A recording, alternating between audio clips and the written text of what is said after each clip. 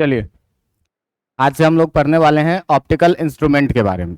ठीक है, तो ऑप्टिकल इंस्ट्रूमेंट के बारे में हम लोगों को मेनली 3 इंस्ट्रूमेंट पढ़ना है, जिसमें से विशेष रूप करके 2 को तो हमेशा ही ध्यान में रखना है। एक होगा क्या, सिंपल माइक्रोस्कोप, और एक होगा क्या, कंपाउंड माइक्रोस्कोप। तो सिंपल माइक्रोस्कोप और कंपाउंड माइक्रोस्कोप में अगर आप सिंपल माइक्रोस्कोप को बहुत अच्छे से समझ जाते हैं तो कंपाउंड माइक्रोस्कोप आपके लिए आसान हो जाएगा। और अगर कंपाउंड माइक्रोस्कोप को आप सीधे पलट देते हैं खाली, तो वो टेलीस्कोप बन जाता है। बात समझ में आ रहा है? तो वो टेलीस्कोप बन जाएगा। इसमें हम लोग कॉन्सेप्ट क्या यूज करने वाले हैं, तो देखो कि माइक्रोस्कोप आखिर क्यों यूज करें। तो हमारे डेली लाइफ में क्या होता है कि हम लोग कभी कभी बहुत छोटे छोटे ऑब्जेक्ट को नेक डाई से नहीं देख पाते हैं। तो जब नेक डाई से नहीं देख पाते हैं, तो अगर उसका कोई ज्यादा मैग्नीफाइड इमेज बने तो हम उसको थोड़ा बड़ा देख पाएंगे। तो किसी भी ऑब्जेक्ट को अपने एक्चुअल साइज से मैग्नीफाइड देखने के लिए हम लोग जिस डिवाइस का यूज करते हैं वो डिवाइस है क्या आपका, वो डिवाइस है आपका क्या, माइक्रोस्कोप। तो माइक्रोस्कोप में हम लोगों को 2 तरह के माइक्रोस्कोप पढ़ने हैं। एक पढ़ने हैं क्या, सिंपल माइक्रोस्कोप, और एक पढ़ना है क्या, कंपाउंड माइक्रोस्कोप। तो जिसमें आज हम लोग जो पढ़ेंगे वो आज हम लोग क्या पढ़ेंगे, सिंपल माइक्रोस्कोप। सिंपल माइक्रोस्कोप, और इस माइक्रोस्कोप के बारे में कहा जाता है क्या, सिंपल माइक्रोस्कोप के बारे में कहा जाता है क्या कि ये जो माइक्रोस्कोप है ये कुछ विशेष है नहीं, ये है बस एक कॉन्वेक्स लेंस। जैसे हम लोग अगर ज्योमेट्री बॉक्स खरीदते हैं तो अपने ज्योमेट्री बॉक्स में क्या होता है, एक मैग्नीफाइंग ग्लास होता है। जिस मैग्नीफाइंग ग्लास का यूज हम लोग किस लिए करते हैं कि अगर कोई किताब बहुत छोटा छोटा लिखा हुआ है और उसके नजदीक में ले जाकर रखते हैं तो वो अक्षर क्या दिखता है, हमको बड़ा दिखता है, मैग्नीफाइड दिखता है। तो वही जो कॉन्वेक्स लेंस है आपका, जो मैग्नीफाइंग ग्लास है आपका, कॉन्वेक्स लेंस जिसको बोलते हैं, यही कॉन्वेक्स लेंस क्या है, अपना सिंपल माइक्रोस्कोप है। बात समझ में आ रहा है? तो हम लोग बोलेंगे क्या कि ये जो सिंपल माइक्रोस्कोप है, कहेगा क्या कि it is a convex lens, it is a convex lens which is used to see the magnified image, which is used to see the magnified image of a very small object। कि किसी भी बहुत छोटे object का जो हम लोग magnified image देखने के लिए जिस चीज का यूज करते हैं उसे ही क्या बोलते हैं, सिंपल माइक्रोस्कोप बोलते हैं। और सिंपल माइक्रोस्कोप क्या है, बस एक कॉन्वेक्स लेंस। बात समझ में आ रहा है? अब देखिए कि किसी भी चीज का मैग्नीफाइड इमेज देखने के लिए सबसे पहले हम क्या कर सकते हैं, तो कोई दूर ऑब्जेक्ट रखा हुआ है, छोटा सा ऑब्जेक्ट, और उसको अगर मैग्नीफाइड देखना है तो हम उसको या तो अपने नजदीक ले आएंगे। बात समझ में आ रहा है? तो देखिए कि जब कोई दूर का ऑब्जेक्ट है, मान लीजिए ये उंगली इतना दूर पर है, और हम इसको जैसे जैसे जैसे जैसे नजदीक लाएंगे तो लगेगा क्या कि इसका साइज क्या होता जा रहा है, बढ़ता जा रहा है। या कोई भी चीज को आप दूर से नजदीक लाइएगा तो आपको क्या लगेगा कि उसका साइज थोड़ा सा बड़ा हो गया, लेकिन एक्चुअल में क्या इसका साइज बड़ा हो गया है, नहीं हुआ है। लेकिन जब दूर से नजदीक में हम लोग देखते हैं तो हमको ये क्या लगता है, बड़ा दिखने लगता है। अब देखो कि कोई भी ऑब्जेक्ट को बहुत दूर से लेके आओ, बड़ा हो रहा है, बड़ा हो रहा है, बड़ा हो रहा है, बड़ा हो रहा है, बड़ा हुआ। अब कुछ समय के बाद जब देखोगे तो ये धुंधला दिखाई देने लगेगा, दो दो दिखाई देने लगेगा। बात समझ में आ रहा है कि नहीं? तो एक मिनिमम डिस्टेंस है ह्यूमन आई से जहां तक आप किसी भी चीज को क्लियर देख सकते हैं, और इसी मिनिमम डिस्टेंस को हम लोग बोलते हैं क्या, नियर पॉइंट बोलते हैं। बात समझ में आ रहा है? जो ह्यूमन नॉर्मल ह्यूमन आई के लिए ये नियर पॉइंट कितना होता है, आंख से 25 सेंटीमीटर डिस्टेंस पे लगभग। अलग अलग लोगों के लिए डिफरेंट डिफरेंट होती है, लेकिन ऑन एन एवरेज वैल्यू अगर देखा जाए तो ये कितने की होती है, 25 सेंटीमीटर। अब देखो कि वहां छोटा दिख रहा था, आते आते आते बड़ा दिख रहा है, बड़ा दिख रहा है, बड़ा दिख रहा है, सबसे ज्यादा मैग्नीफाइड 25 सेंटीमीटर पे है। तब अब इसके अंदर लाएंगे तो धुंधला दिखने लगेगा, कोई मतलब ही नहीं बनता है। मतलब कि अगर इसका सबसे मैग्नीफाइड इमेज हम लोग देखें तो कहां पर दिखेगा, 25 सेंटीमीटर। बात समझ में आ रहा है? तो देखो कि आंख से मैग्नीफाइड देखने के लिए, आंख से किसी भी चीज को मैग्नीफाइड देखने के लिए हम लोग क्या कर सकते हैं, to see the magnified image, to see the magnified image if object is bring towards eye। कि अगर आई की तरफ जो है सो ऑब्जेक्ट को लाया जाए तो क्या होगा कि towards eye then it magnified. जब आंख के तरफ हम धीरे धीरे लाएंगे तो क्या होगा कि मैग्निफाइड इमेज देखने के लिए किसी भी ऑब्जेक्ट को हम लोगों को क्या होगा, टुवर्ड्स द आई लाना पड़ेगा। और जब आई लाएंगे तो ये क्या होगा, धीरे धीरे मैग्निफाइड होगा। But after certain distance, but after certain minimum distance, after certain minimum distance it seems blur. कुछ देर के बाद क्या होने लगेगा, ये ब्लर दिखने लगेगा। और ब्लर दिखने लगेगा मतलब क्या, ये नॉट क्लियर, क्लियर नहीं दिखेगा। बात समझ में आ रहा है? तो इसी मिनिमम डिस्टेंस को जो है सो हम लोग क्या बोलते हैं, near point of human eye. This minimum distance is known as near point. क्या बोला जाएगा कि ये मिनिमम डिस्टेंस जो है, this minimum distance is known as, किस नाम से जाना जाएगा, ये नियर पॉइंट के नाम से। बात समझ में आ रहा है? ह्यूमन आई का नियर पॉइंट क्या, कि किसी भी चीज का मैग्नीफाइड इमेज अगर आपको देखना है तो सबसे पहले आप क्या कीजिए कि उस ऑब्जेक्ट को धीरे धीरे अपने आंख की तरफ लाइए। आंख की तरफ लाइएगा तो बड़ा दिखेगा, लेकिन एक सर्टेन डिस्टेंस के बाद आपको जो है सो ये धुंधला दिखाई देने लगेगा, दो दिखाई देने लगेगा। अब इसको देखने के लिए आपको अपने आंख पर स्ट्रेन डालना पड़ेगा, तनाव डालना पड़ेगा। तो किसी भी चीज को देखने के लिए हमको अपने आंख पर तनाव डालने की जरूरत नहीं है, रिलैक्स आई से देखना है। तो रिलैक्स आई से हमको ये कहां तक दिखा, नियर पॉइंट तक ये हमको क्लियर दिखा, जहां पर ये सबसे अधिक मैग्नीफाइड दिखेगा। बात समझ में आ रहा है? और इसी मिनिमम डिस्टेंस को हम लोग क्या बोलते हैं, नियर पॉइंट बोलते हैं। और क्या रहा है, ये कहता क्या है कि एक ह्यूमन, नॉर्मल ह्यूमन आई के लिए, for a normal human eye, कि एक नॉर्मल ह्यूमन आई के लिए जो है the near point is at 25 centimetre. और इसके लिए नियर पॉइंट के डिस्टेंस के लिए हम लोग एक सिंबल यूज करते हैं, कितना, कैपिटल डी इक्वल टू कितना, 25 सेंटीमीटर। नियर डिस्टेंस के लिए हम लोग क्या यूज करेंगे, कैपिटल डी। कैपिटल डी का साइन हम लोग according to time, according to situation, according to sign convention हम लोग अपने हिसाब से लेते रहेंगे। बात समझ में आ रहा है?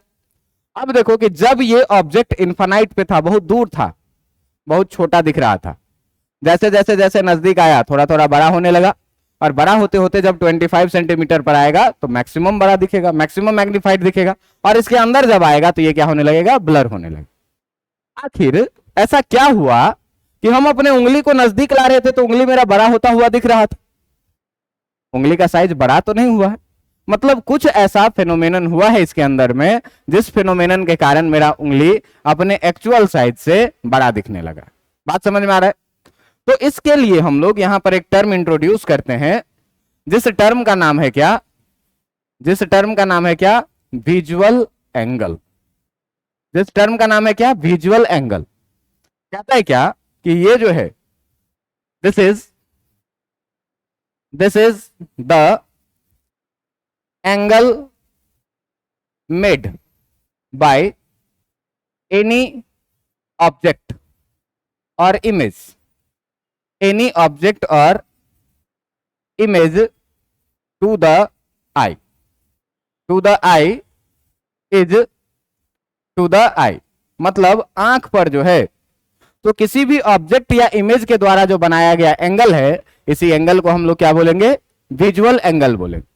जैसे मान लिया जाए कि अगर अपना एक ह्यूमन आई हम लोग ऐसा कुछ बनाते हैं, एक ह्यूमन आई ऐसा कुछ बनाते हैं, और इस ह्यूमन आई का जो लेंस है, ये आई लेंस कुछ हम लोग ऐसा दिखाते हैं, ठीक है। इस आई लेंस को हम लोग क्या करते हैं, कुछ ऐसा दिखाते हैं, मान लो कुछ ऐसा दिखाते हैं इस आई लेंस को।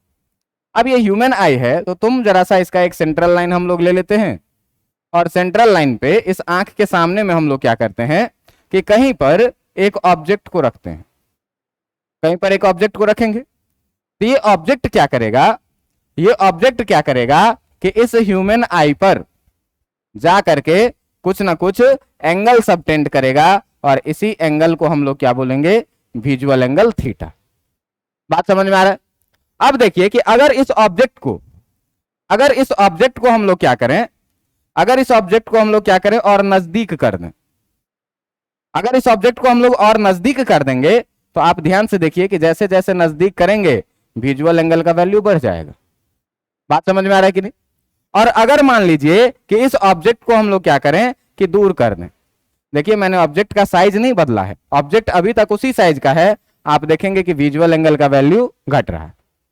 तो जैसे जैसे ऑब्जेक्ट क्लोजर आ रहा है वैसे वैसे विजुअल एंगल का वैल्यू भी क्या होता जा रहा है, बढ़ता जा रहा है। और देखिए कि जैसे जैसे विजुअल एंगल बढ़ेगा तो मान लीजिए कि अगर आपका ये चीज था, ये लाइट रे आ रही थी ऐसे, और ये लाइट रे आती तो ऐसे कुछ जो है सो रेटिना पर अपनी इमेज बनाती, ऐसे कुछ अगर सीधे आती तो ये रेटिना पे इमेज बनाती, ये एंगल थीटा है तो वर्टिकल अपोजिट एंगल ये भी थीटा होता, और यहां पर जो है सो ऑब्जेक्ट का क्या बनता, यहां पर जो है सो ऑब्जेक्ट का क्या बनता, इमेज बनता। अब तुम देखो कि यहां से हम जैसे जैसे जैसे जैसे जैसे क्लोज ले जाएंगे ऑब्जेक्ट को, यहां से यहां आया विजुअल एंगल बढ़ गया, यहां से यहां आया विजुअल एंगल और बढ़ गया, तो जैसे जैसे हम क्लोज लेते जा रहे हैं विजुअल एंगल थीटा बढ़ रहा है, तो इधर भी थीटा क्या होगा, बढ़ेगा, और जब जब थीटा बढ़ेगा तो इमेज का साइज भी क्या होगा, बढ़ेगा। इसका मतलब इमेज का साइज जैसे जैसे बड़ा होगा नजदीक आने से तो ऑब्जेक्ट हमको कैसा दिखेगा, बड़ा होता हुआ दिखेगा। बात समझ में आ रहा है कि नहीं? तो ये ऑब्जेक्ट का साइज नहीं चेंज हो रहा है, जैसे जैसे ये आई के नियर जा रहा है वैसे वैसे इसका विजुअल एंगल इंक्रीज हो रहा है, और विजुअल एंगल इंक्रीज हो रहा है, थीटा का वैल्यू इंक्रीज हो रहा है, मतलब ये इमेज का साइज भी धीरे धीरे क्या होगा, इंक्रीज होगा। देखो कि अगर ये डॉटेड लाइन जो है, अगर ये डॉटेड लाइन जो है तो आती तो विजुअल एंगल इतना छोटा सा इमेज बनाता है यहां तक का, और नजदीक आए तो यहां पर ये सॉलिड लाइन और नजदीक जाएंगे और बड़ा इमेज बनेगा। बात समझ में आ रहा है कि नहीं? तो जैसे जैसे हम आई के नजदीक में जाते जा रहे हैं विजुअल एंगल बढ़ता जा रहा है, ठीक ना?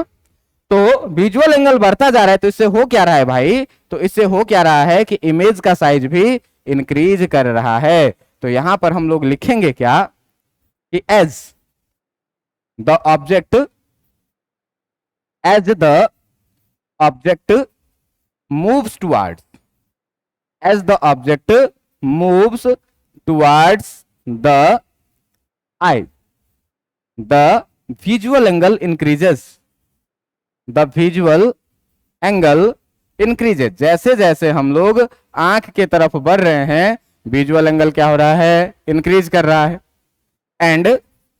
And the size of image, and the size of image, and the size of image formed on retina, and the size of image formed on retina also increases। जैसे जैसे जो है तो हम लोग ऑब्जेक्ट को क्लोज लेते जा रहे हैं वैसे वैसे विजुअल एंगल बढ़ रहा है, रेटिना पर इमेज भी क्या होता जा रहा है, बढ़ जा रहा है। रिवर्स में सोचो, जैसे जैसे दूर ले जाएंगे विजुअल एंगल घटेगा, इमेज का साइज भी क्या होगा, घटेगा। मतलब कि विजुअल एंगल बढ़ रहा है तो इमेज भी बढ़ रहा है, और विजुअल एंगल घट रहा है तो इमेज का साइज भी क्या हो रहा है, घट रहा है। तो हम लोग सिंपल सा बात ये कह सकते हैं क्या यहां से कि जो विजुअल एंगल है, द विजुअल एंगल जो है आपका, ये जो विजुअल एंगल है ये डायरेक्टली प्रोपोर्शनल है किसके, साइज ऑफ इमेज के। साइज ऑफ इमेज के क्या है, ये डायरेक्टली प्रोपोर्शनल है। अब तुम एक चीज देखो कि हम लोग सबसे अधिक मैग्नीफाइड इमेज कब देख पा रहे हैं, तो सबसे अधिक मैग्नीफाइड इमेज देख पा रहे हैं इनफाइनाइट से आया ऑब्जेक्ट 25 सेंटीमीटर पर जाया आया, सबसे अधिक मैग्नीफाइड इमेज। इसका मतलब जो सबसे अधिक विजुअल एंगल होगा वो तब होगा जब ऑब्जेक्ट कहां पर हो, 25 सेंटीमीटर पर। विजुअल एंगल इससे क्लोज भी आएगा लेकिन दिखेगा ही नहीं तो कोई मतलब नहीं बनता है ना? तो सबसे अधिक मैग्नीफाइड इमेज जो एंगल बनाएगा वो सबसे अधिक विजुअल एंगल बनाएगा, और उस एंगल को हम लोग बोलते हैं क्या, उस एंगल को हम लोग क्या बोलते हैं, अल्फा। अब देखो कि यहां से टर्म सीखते जाना कि अल्फा क्या है। जो अल्फा है, अल्फा है क्या, अल्फा के बारे में सीधे देख लेना कि यह है visual angle when the object is placed at D, D का मतलब 25 सेंटीमीटर पर। कि जब ऑब्जेक्ट 25 सेंटीमीटर पर रखा हुआ है उस समय में जो विजुअल एंगल बनेगा उसे हम लोग क्या बोलेंगे, अल्फा बोलेंगे। बात समझ में आ रहा है?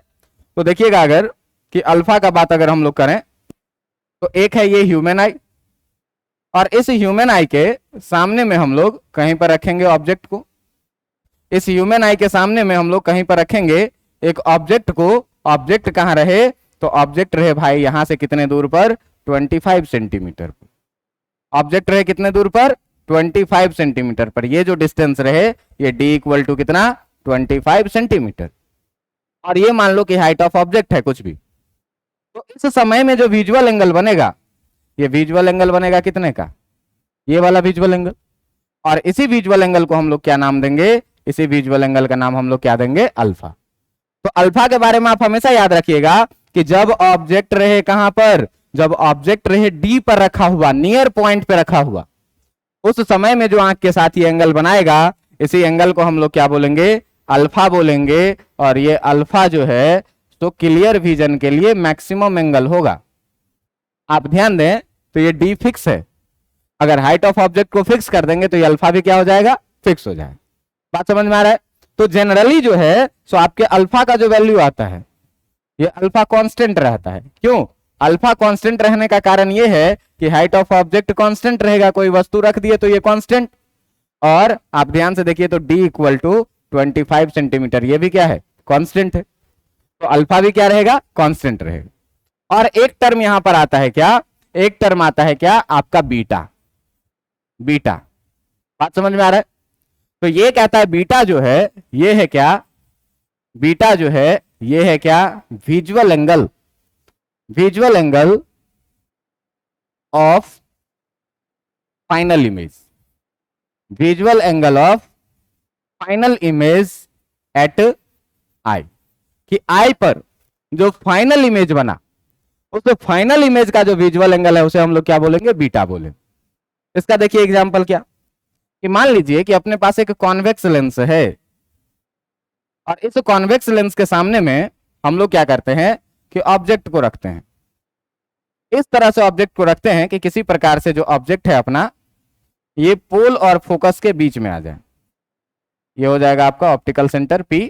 इधर हम लोग रखते हैं कहीं पर, इधर हम लोग कहीं पर रखते हैं F2, और इधर हम लोग कहीं पर रखते हैं 2F।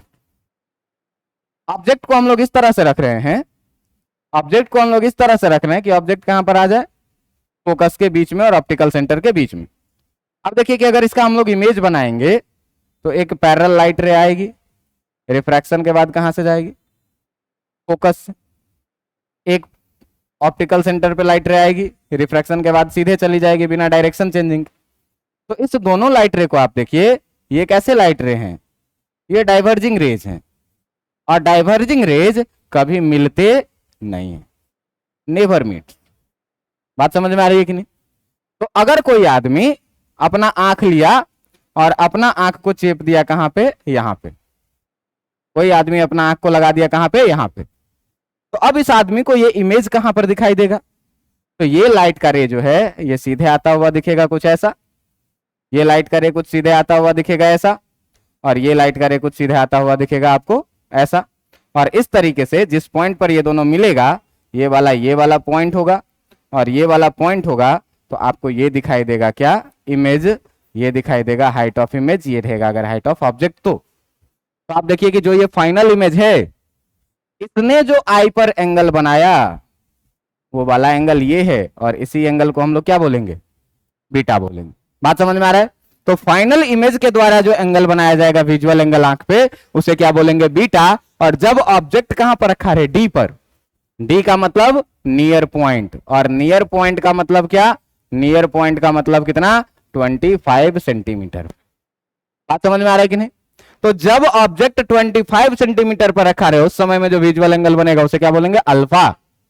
और जिस समय में ऑब्जेक्ट फाइनल इमेज के द्वारा जो इमेज बनाएगा आंख पर विजुअल एंगल, उसे क्या बोलेंगे, बीटा। अब देखो कि यहां पर हम लोगों को पढ़ना है क्या, मैग्निफिकेशन।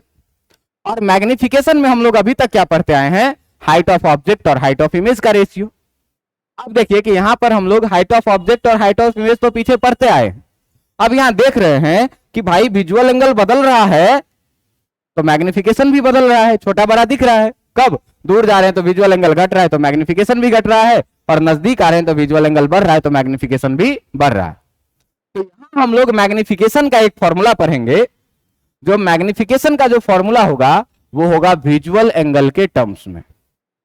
मैग्निफिकेशन, यहां पर जो मैग्निफिकेशन का फॉर्मूला पढ़ेंगे हम लोग पढ़ेंगे इसमें क्या कि ये मैग्निफिकेशन जो होता है ये होता है visual angle formed by final image, कि फाइनल इमेज के द्वारा बनाया गया जो विजुअल एंगल है, और नीचे में विजुअल एंगल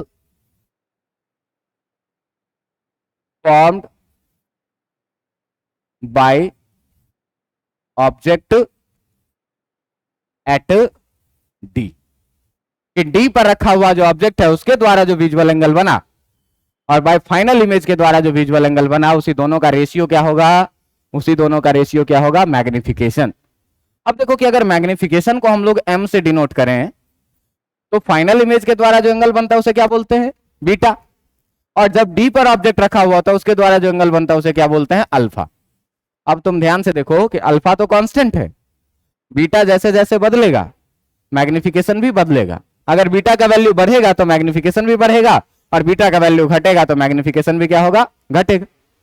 अब इस मैग्निफिकेशन को आपको याद रखना है पूरे ऑप्टिकल इंस्ट्रूमेंट के लिए, कि पूरे ऑप्टिकल इंस्ट्रूमेंट के लिए आपका मैग्निफिकेशन का यही फॉर्मूला सही है, और इस फॉर्मूले को ही आप हमेशा याद रखेंगे मैग्निफिकेशन में, क्या कि ये मैग्निफिकेशन जो होगा वो क्या होगा, बीटा बाय अल्फा के बराबर में। बीटा क्या है, तो फाइनल इमेज के द्वारा जितना विजुअल एंगल बना, और अल्फा क्या है, तो जब ऑब्जेक्ट को डी पर रखे उस समय में जो विजुअल एंगल बना उसी को हम लोग क्या बोलते हैं, उसी को क्या बोलते हैं, उसी को बोलते हैं अल्फा। बात समझ में आ रहा है। और बीटा बाय अल्फा क्या होगा, आपका मैग्निफिकेशन हो। अब देखिए कि अगर हम लोग बात करें किसका, सिंपल माइक्रोस्कोप का, तो सिंपल माइक्रोस्कोप के बारे में मैं क्या बोला कि ये सिंपल सा एक कॉन्वेक्स लेंस है जो किसी भी चीज का मैग्निफाइड इमेज बनाता है।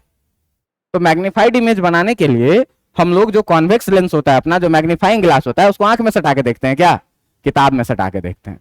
मतलब मैग्नीफाइंग ग्लास को आप ऑब्जेक्ट के क्लोज रखते हैं, और ऑब्जेक्ट के क्लोज इसीलिए रखते हैं कि ऐसा क्लोज रखें कि ऑब्जेक्ट पोल और फोकस के बीच में आ जाए, और जब पोल और फोकस के बीच में आ जाएगा तो इसका मैग्नीफाइड वर्चुअल इमेज पीछे दिखाई देगा।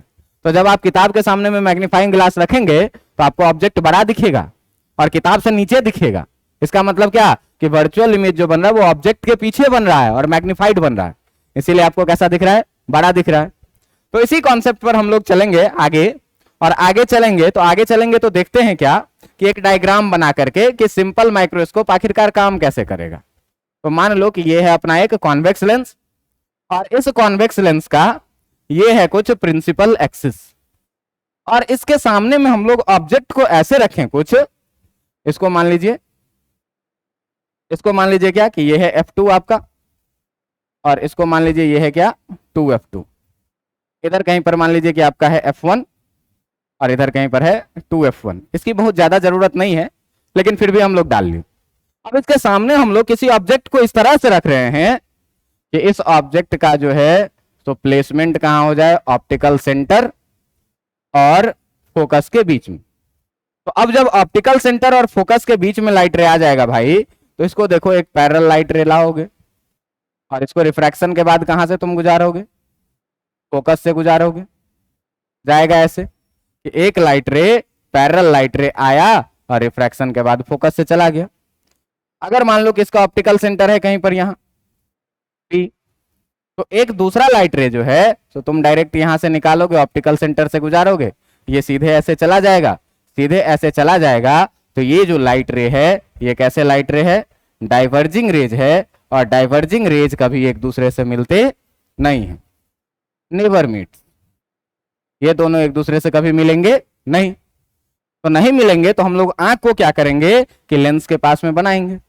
अगर हम लोग मान लीजिए कि यहां पर बना दिए क्या, ह्यूमन आई को, आंख को यहां बना दिए, तो आंख को बना दिए यहां, तो ये लाइट रेज हमको क्या लगेगा, ये लाइट रेज लगेगा क्या कि ये लाइट रेज कुछ इस तरीके से आई, और एक दूसरी वाली जो लाइट रे है ये कुछ इस तरीके से आई और इधर मिल गई। और ये दोनों जिस पॉइंट पर मिलेगी उसी पॉइंट पर हमारा क्या बनेगा, फाइनल इमेज बनेगा। ये जो है आपका, इसको हम लोग हाइट ऑफ इमेज बोल देते हैं और इसको हम लोग क्या बोल देते हैं, हाइट ऑफ ऑब्जेक्ट। मान लेते हैं क्या कि इस ऑप्टिकल सेंटर से जो ऑब्जेक्ट का डिस्टेंस है, इस ऑप्टिकल सेंटर से जो ऑब्जेक्ट का डिस्टेंस है, इसको हम लोग अब यू नहीं यू ई बोलेंगे। ई का मतलब होता है क्या, आई लेंस के पास रखा हुआ ऑब्जेक्ट। बात समझ में आ रहा है? तो आई लेंस जिस लेंस में हम लोग देखते हैं वो लेंस होता है, और उसके सामने रखा ऑब्जेक्ट का जो डिस्टेंस लेंगे वो हमेशा कितना लेंगे, यू ई ही। अभी से ये एनालॉग में आप डाल लीजिए कि यू ई का मतलब क्या, कि object placed at eye lens. बात समझ में आ रहा है? तो आई लेंस के पास, जिसको हम लोग पहले यू से डिनोट करते थे, उसको अब एक नया नाम दे देंगे क्या, उसको अब एक नया नाम दे देंगे क्या, यू ई। की ऑब्जेक्ट डिस्टेंस को जो हम लोग दिखाएंगे कि यहां से जो ये ऑब्जेक्ट का डिस्टेंस है, इस डिस्टेंस का अब हम लोग नाम क्या लिखेंगे, यू ई। बात समझ में आ रहा है? और देखो कि फाइनल इमेज आंख के साथ जो एंगल बना रहा है, फाइनल इमेज आंख के साथ जो एंगल बना रहा है, उसी एंगल को हम लोग, इस एंगल को क्या बोलते हैं, इसी एंगल को क्या बोलते हैं, बीटा। बात समझ में आ रहा है? आपको अगर अल्फा को देखने का मन करे, तो अल्फा को देखने का मन करे तो अल्फा के बारे में तो हम लोगों को कुछ सोचना ही नहीं है कि अल्फा कब का भाई। तो अल्फा के बारे में कह रहा है क्या, कि अल्फा उस समय का बना हुआ इमेज है, अल्फा उस समय का बना हुआ विजुअल एंगल है जिस समय में जो है, तो ऑब्जेक्ट कहां पर रखा हुआ है, जिस समय में जो है, तो आपका ऑब्जेक्ट जो रखा हुआ है, ये ऑब्जेक्ट रखा हुआ है यहां से कितना दूर पर, डी डिस्टेंस पर। मतलब अगर ये ऑब्जेक्ट है और यहां से जो है, तो ये डिस्टेंस डी है, तो उस समय में जो विजुअल एंगल बनाया जा रहा है आंख पर, इसी विजुअल एंगल को हम लोग क्या बोलते हैं, अल्फा। निश्चित रूप से जिस ऑब्जेक्ट के लिए यहां पर बात करेंगे, उसी ऑब्जेक्ट के लिए यहां भी बात करेंगे, ये भी हाइट ऑफ ऑब्जेक्ट हो जाए। अब देखो ध्यान से कि अगर ये ऑब्जेक्ट बहुत छोटा हो, हमको मैग्नीफाइड देखना है, तो हाथी को थोड़ी मैग्नीफाई करके देखेंगे, छोटा सा ऑब्जेक्ट को मैग्नीफाई करके देखेंगे। किसी बड़े ऑब्जेक्ट को मैग्नीफाई करने की क्या जरूरत है? जब भी मैग्नीफाई करेंगे तो कैसा ऑब्जेक्ट रहेगा, बहुत छोटा ऑब्जेक्ट रहेगा। और आप देखिए कि अगर बहुत छोटा ऑब्जेक्ट है, तो बहुत छोटा ऑब्जेक्ट है, तो बड़ा ऑब्जेक्ट है, तो ये है एंगल। ऑब्जेक्ट छोटा छोटा होता जाएगा तो आपका विजुअल एंगल भी क्या होता जाएगा, अल्फा का वैल्यू छोटा होता जाएगा। मतलब बहुत छोटे ऑब्जेक्ट के लिए अल्फा का वैल्यू क्या हो जाएगा, बहुत छोटा। और यहां से आप देखिए कि जब ऑब्जेक्ट इतना बड़ा है तो विजुअल एंगल ये है बीटा, और ऑब्जेक्ट जैसे जैसे छोटा होता जाएगा बीटा का वैल्यू भी घटता जाएगा, और बहुत छोटे ऑब्जेक्ट के लिए बीटा का वैल्यू भी क्या हो जाएगा, बहुत छोटा हो जाएगा। ठीक ना? तो सिंपल माइक्रोस्कोप में जो है, सिंपल माइक्रोस्कोप में, इन सिंपल माइक्रोस्कोप या किसी भी माइक्रोस्कोप में बात करें, किसी भी सिंपल माइक्रोस्कोप या किसी भी माइक्रोस्कोप में आप बात करें, तो in simple microscope we see the very small object. हम लोग बहुत छोटे छोटे ऑब्जेक्ट को देखते हैं, बहुत छोटे छोटे ऑब्जेक्ट को देखते हैं। और ये देख पा रहे हैं क्या, ये देख पा रहे हैं क्या कि for very small object, for very small object, for very small object alpha and beta are कैसा, वेरी स्मॉल। कि बहुत छोटे ऑब्जेक्ट के लिए अल्फा और बीटा का भी वैल्यू क्या है, बहुत छोटा है। बात समझ में आ रहा है कि नहीं? अब बहुत छोटा वैल्यू है तो देखो कि यहां से हम लोग tan अल्फा निकालने का कोशिश करते हैं, यहां से tan बीटा। अब जो भी डिस्टेंसेस मेजर करेंगे वो सारे के सारे विथ साइन मेजर करेंगे। बात समझ में आ रहा है? तो विथ साइन मेजर करेंगे तो आप देखिए यहां से कि अगर हमको tan अल्फा निकालने का मन हो, तो tan alpha equal to perpendicular height of object positive by base d, जो कि d इंसिडेंट रे के अपोजिट डायरेक्शन में नेगेटिव। यानी कि tan अल्फा अगर हमको लिखना है तो क्या लिखेंगे, height of object upon minus D. बात समझ में आ रहा है? और हम लोग ये बात जानते हैं क्या कि for very small alpha, for very small alpha, बहुत छोटे अल्फा के लिए जो tan अल्फा होता है आपका, ये नियरली इक्वल टू किसके हो जाता है, tan अल्फा और sin अल्फा अल्फा के बराबर में होता है। तो tan अल्फा अल्फा के बराबर में हो जाएगा, और tan अल्फा है किसके बराबर में, height of object upon minus D के बराबर। जरा सा देखो कि अगर हम लोग बात करें किसका, tan बीटा का, तो अगर हम लोग बात करेंगे tan बीटा का, तो देखिए यहां बीटा एंगल ये वाला, ये परपेंडिकुलर और ये भी परपेंडिकुलर, तो ये वाला बेस पता है हमको, यूई ऑब्जेक्ट मैंने कहां पर रखा है, तो इसी ट्रायंगल को पकड़ लेते हैं, है ना। तो क्या लिखेंगे, हाइट ऑफ ऑब्जेक्ट पॉजिटिव और यूई इंसिडेंट रे के अपोजिट डायरेक्शन में तो नेगेटिव, तो height of object by minus UE लिखेंगे। कितना लिखेंगे, height of object by minus UE, और बीटा भी तो अपना छोटा ही है, तो फॉर वेरी स्मॉल बीटा जो है, फॉर वेरी स्मॉल बीटा, जो tan बीटा होगा ये नियरली किसके इक्वल में हो जाएगा, और ये किसके बराबर में है, height of object by minus UE के बराबर में। अब देखो कि यहां से हम लोग अपने बात को ले चलते हैं किधर, मैग्निफिकेशन के तरफ। अब हम लोग पीछे ये पढ़े हैं क्या, we know that magnification m जो होता है, जो मैग्निफिकेशन m होता है, ये मैग्निफिकेशन m किसके बराबर में, बीटा बाय अल्फा के बराबर में। अब मैग्निफिकेशन m होता है किसके बराबर में भाई, बीटा बाय अल्फा के बराबर में, तो m इक्वल टू बीटा का वैल्यू यहां से HO अपॉन माइनस यूई, कितना डालिएगा, HO अपॉन माइनस यूई, और अल्फा का वैल्यू यहां से HO upon minus D, HO upon कितना, माइनस डी। अगर आप मैग्निफिकेशन लिखेंगे तो height of object upon minus UE ऐसे ही रहेगा, और ये पूरा टर्म डिवाइड में है तो पलट के मल्टीप्लाई हो जाएगा, minus D upon height of object. जरा सा ध्यान से देखिए, हाइट ऑफ ऑब्जेक्ट से हाइट ऑफ ऑब्जेक्ट जाएगा, माइनस से माइनस जाएगा, और फाइनली जो आपका मैग्निफिकेशन बचेगा वो कितना, डी अपॉन यूई के बराबर में। मतलब अगर सिंपल माइक्रोस्कोप का आपको मैग्निफिकेशन देखना है तो कितना होगा, डी अपॉन यूई के बराबर में। अब हम आपसे पूछ सकते हैं सवाल कि बताइए कि ये मैग्निफिकेशन मैक्सिमम कब होगा और ये मैग्निफिकेशन मिनिमम कब होगा।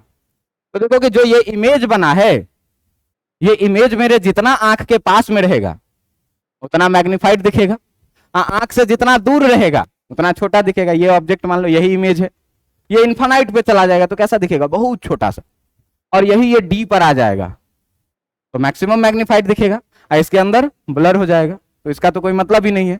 मतलब मैक्सिमम मैग्निफाइड कहां पर बनेगा, नियर पॉइंट पे 25 सेंटीमीटर दूर, और मिनिमम मैग्निफाइड कहां बनेगा, इन्फानाइट पर। तो अगर जो ये इमेज फॉर्म हुआ है ये चला आए कहां पर, डी पॉइंट पर, कहां पर आ जाए, डी पर, तो मैक्सिमम मैग्निफाइड दिखेगा। इसका मतलब हुआ यह है कि अगर हम लोग मैक्सिमम मैग्निफिकेशन का बात करें, फॉर मैक्सिमम मैग्निफिकेशन, अगर हम लोग बात करें किसके लिए, फॉर मैक्सिमम मैग्निफिकेशन, अगर बात करें किसके लिए, मैक्सिमम मैग्निफिकेशन के लिए, मैग्निफिकेशन अगर मैक्सिमम आपको चाहिए तो आपको इमेज कहां पर फॉर्म करवाना पड़ेगा, इमेज फॉर्म करवाना पड़ेगा, इमेज फॉर्म्ड एट कहां पे, नियर पॉइंट पे, डी पे, कि जब डी पर इमेज बनेगा, देखो डी पर तो मैक्सिमम मैग्निफाइड दिखेगा। तो देखो कि v इक्वल टू कितना लेंगे, इमेज डिस्टेंस, इमेज डिस्टेंस कितना लेंगे, इंसिडेंट रे के अपोजिट डायरेक्शन में डी लेंगे, तो इंसिडेंट रे के अपोजिट डायरेक्शन में जब डी लेंगे तो इस साइन को कितना लिखेंगे, माइनस डी। अपना ऑब्जेक्ट कहां पर रखा है, माइनस यूवी पर। फोकल लेंथ मान लो कितना है लेंस का, एफ के बराबर में। जरा से यहां से आप मिरर फॉर्मूला, लेंस फॉर्मूला लगाइए, तो लेंस फॉर्मूला जब लगाइएगा, थीन लेंस फॉर्मूला, तो लेंस फॉर्मूला आपका क्या कहता है कि 1/v minus 1/u equal to 1 upon F. v के जगह पर कितना रखेंगे, 1 upon minus D, minus u के जगह पर कितना रखेंगे, 1 upon minus u equal to कितना, 1 अपॉन एफ। यहां से देखिए कि 1 upon minus D plus 1 upon U E equal to जो मिलेगा आपको कितना, 1 अपॉन एफ। माइनस डी को इस साइड लेके जाओ, प्लस डी हो जाएगा। तो यहां से जब आगे बढ़ोगे तो तुमको मिलेगा क्या कि 1 अपॉन यू ई जो है ये 1 upon F plus 1 upon D के बराबर में है। बात समझ में आ रहा है कि नहीं। अब देखिए कि हम लोग जानते हैं, वी नो कि मैग्निफिकेशन जो होता है, ये मैग्निफिकेशन किसके बराबर में होता है, डी अपॉन यूई के बराबर में। अब डी के जगह डी ही रहने दीजिए, और यूई को कितना लिखिए, 1 अपॉन यूई, इतना तो लिख ही सकते हैं। और 1 अपॉन यूई के जगह पर ये वैल्यू जब पुट कर देंगे तो मैक्सिमम मैग्निफिकेशन मिलेगा। क्यों कि जब हम लोग मैक्सिमम मैग्निफिकेशन का बात करेंगे तो ये कितना हो जाएगा, डी इंटू 1 अपॉन यूई के जगह पर कितना, 1/f प्लस 1 कितना d, मल्टीप्लाई कर दो तो m maximum d by F हो जाएगा और प्लस d बाई डी हो जाएगा।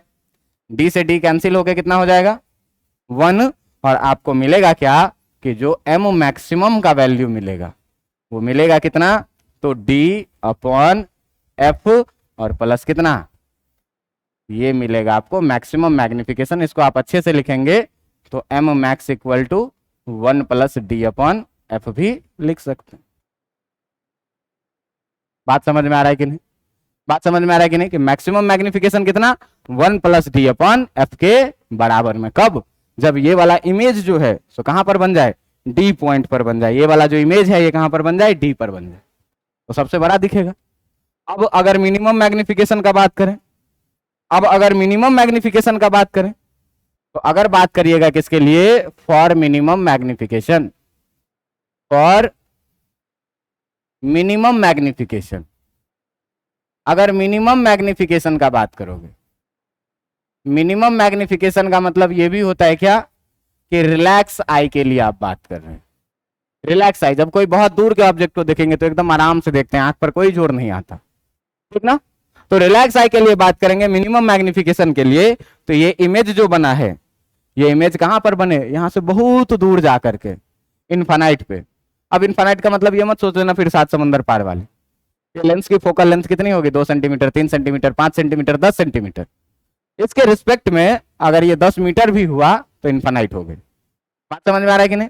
तो अगर इमेज फॉर्म हो जाए इनफाइनाइट पे तो जो मैक्सिमम ये मैग्निफिकेशन जो है ये कैसा हो जाएगा, मिनिमम हो जाएगा। तो मिनिमम मैग्निफिकेशन के लिए जो इमेज फॉर्म होना चाहिए वो कहां पर होना चाहिए, इमेज फॉर्म्ड एट इंफिनिटिव, यानी कि v बराबर कितना लेंगे, इंफिनिटिव। u कहां पे रखा हुआ है, माइनस ue पे। फोकल लेंथ ऑफ लेंस कितना है, f। जरा सा लगाइए लेंस फॉर्मूला, और लेंस फॉर्मूला जब आप लगाइएगा तो लेंस फॉर्मूला से आपको मिलेगा क्या कि 1/v minus 1/u equal to 1/f। सबका वैल्यू पुट करिए, 1/v के जगह इंफिनिटिव, माइनस 1/ue के जगह minus ue equal to 1/f। 1/इंफिनिटिव कितना हो जाएगा 0, माइनस माइनस प्लस, यानी कि 1/ue इक्वल टू कितना हो गया 1/f। बात समझ में आ रहा है। अब इसी रिजल्ट को क्या करेंगे तो मैग्निफिकेशन के डेफिनेशन में पुट कर देंगे। अब हम लोग फिर से ये जान रहे हैं क्या, वी नो दैट कि जो मैग्निफिकेशन है आपका वो कितना है d/ue। तो अब ue के जगह पर क्या डल जाएगा, f डल जाएगा। तो यानी कि m मिनिमम जो हो जाएगा ये कितना हो जाएगा d/f के बराबर। तो देखो, तो कोई भी चीज जो लाई करेगा वो अपने मैक्सिमम और मिनिमम के बीच में ही लाई करेगा। इसका मतलब जो मैक्सिमम मिनिमम मैग्निफिकेशन है d/f, इसके बराबर या बड़ा होगा मैग्निफिकेशन, या फिर 1 प्लस d/f से छोटा होगा मैग्निफिकेशन। बात समझ में आ रहा है कि नहीं। कोई भी चीज अपने मैक्सिमम और मिनिमम के बीच में ही ना लाई करेगा। तो मैक्सिमम मैग्निफिकेशन है इतना और मिनिमम है इतना, इसके बीच में ही रहेगा कभी भी मैग्निफिकेशन। तो ये था किसका, सिंपल माइक्रोस्कोप का आपको मैग्निफिकेशन निकालो। तो कोई भी चीज हमको लेना है ऑप्टिकल इंस्ट्रूमेंट तो मैग्नीफाइड इमेज देखने के लिए ही लेना है, और कितना मैग्निफिकेशन हो सकता है यही निकालना है। मैक्सिमम कितना हो सकता है, मिनिमम कितना हो सकता है, यही चीज हमको निकालना है। तो सिंपल माइक्रोस्कोप के लिए हमने मैग्निफिकेशन निकाला, मैक्सिमम मैग्निफिकेशन भी देखा, मिनिमम मैग्निफिकेशन भी देखा। अब अगले दिन हम यहीं से कहानी को कंटिन्यू करेंगे किधर के तरफ, कंपाउंड माइक्रोस्कोप की तरफ। तो कंपाउंड माइक्रोस्कोप क्यों आया जब ये माइक्रोस्कोप था ही। तो देखो, सिंपल माइक्रोस्कोप से तुम किसी भी चीज का 2 गुना, 4 गुना, 5 गुना, 10 गुना मैग्नीफाइड इमेज देख सकते हो हार्डली। लेकिन अगर 1000 गुना मैग्नीफाइड देखना है, 50,000 गुना ज्यादा मैग्नीफाइड देखना है, तो उसके लिए क्या करना पड़ेगा, कंपाउंड माइक्रोस्कोप का यूज करना। और कंपाउंड माइक्रोस्कोप में बार बार कॉन्वेक्स लेंस लगाया जाता है कि पहले के लिए इमेज बना बड़ा, अब ये दूसरे के लिए ऑब्जेक्ट बनेगा और बड़ा, तीसरे के लिए फिर ये ऑब्जेक्ट बनेगा और बड़ा। इस तरीके से क्या होता है कि मल्टीपल रिफ्रैक्शन से बहुत हाईली मैग्नीफाइड इमेज बनाया जाता है। हमारे आपके सिलेबस में केवल 2 कॉन्वेक्स लेंस के द्वारा जो है सो मैग्निफिकेशन पढ़ना है, जो कंपाउंड माइक्रोस्कोप। बात समझ में आ रहा है। तो आप पहले भी जान चुके हैं कि जब भी 2 सरफेस का, 2 मिरर का बात करते हैं, 2 लेंस का बात करते हैं, तो पहले के लिए जो इमेज होता है दूसरे के लिए वही क्या हो जाता है, ऑब्जेक्ट हो जाता है। और इसी कॉन्सेप्ट का यूज करके और आज का ही ये सारा कॉन्सेप्ट यूज करके हम लोग अगले दिन इसको कंपाउंड माइक्रोस्कोप में यूज करेंगे। और कंपाउंड माइक्रोस्कोप आपको पढ़ा दिए, मतलब टेलीस्कोप उसका ठीक रिवर्स है, आपको भी समझ में आ जाएगा। बात समझ में आ रहा है कि नहीं? तो इतना आप लोग पढ़ के आइएगा, और जब पढ़ के आइएगा तो अगले दिन हम लोग बात करेंगे कंपाउंड माइक्रोस्कोप का, और वो जो है सो आखिरी क्लास होगा आपके रे ऑप्टिक्स का। ठीक है, काफी आज के लिए इतना, पढ़ के आइए।